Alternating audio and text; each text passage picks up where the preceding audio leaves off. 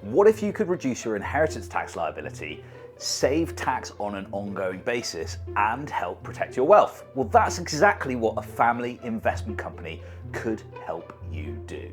So, what is a family investment company, and is it right for you?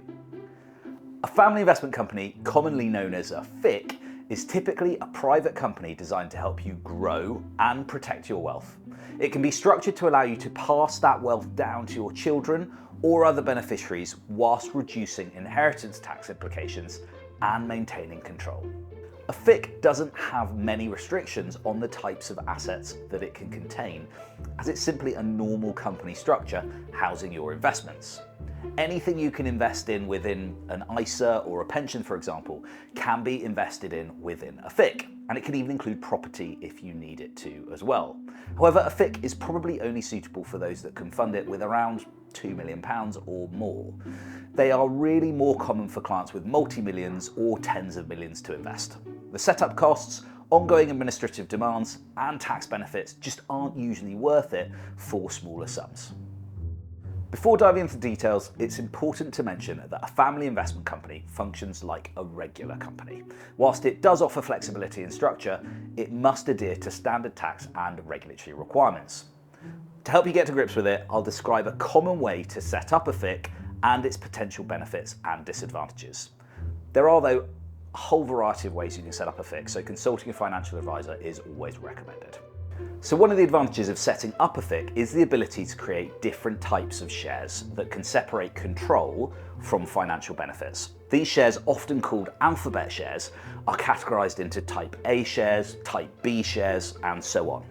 Type A shares can be set up to give you voting rights, so you can make decisions for the company, but they commonly don't provide any benefit to the growth of the investments within the company. Whereas Type B shares might give members the right to the company's profits and growth, but without giving any control over operations. Only the Type A shareholders, usually the parents in a family, could, for example, decide when to make distributions to other shareholders. It effectively provides a similar scenario to the traditional role of a trustee and beneficiary, helping Type A shareholders maintain control of their assets while still being able to access the original capital if needed. As I mentioned earlier, another significant benefit of a FIC is its potential to minimise your inheritance tax bill.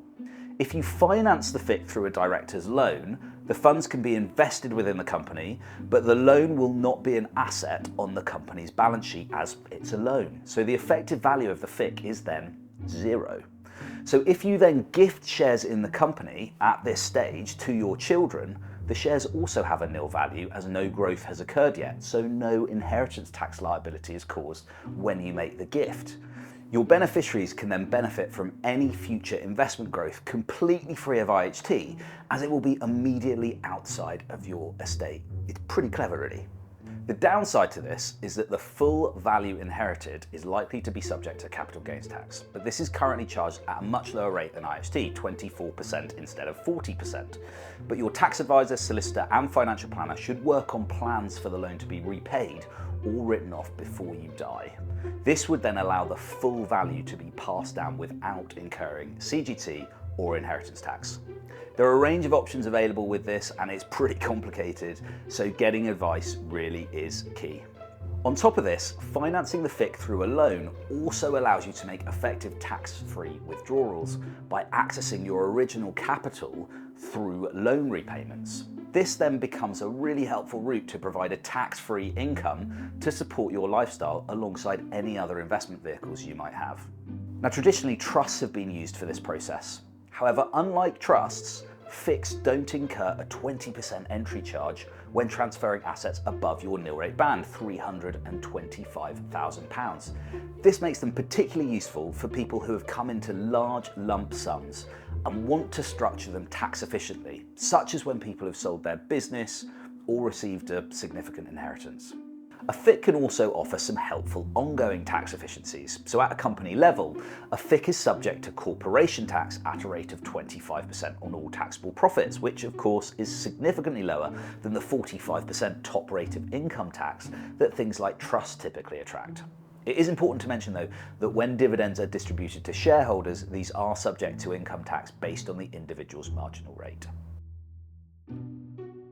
A FIC does have the potential to be less tax efficient without careful planning, so you really should be using it alongside other tax efficient options like ISAs, pensions, or general investment accounts as a complementary tool rather than a replacement for those things. It's also important to note that transferring non-cash assets into a FIC might trigger capital gains tax and other tax implications as well. So to avoid complications, it's generally best to set up a FIC with cash if you can. Setting up a family investment company can offer significant tax benefits and help protect and grow your wealth, but it's not for everyone, and it can be extremely complex and really does depend on your tax situation, level of wealth, personal circumstance, and financial competence.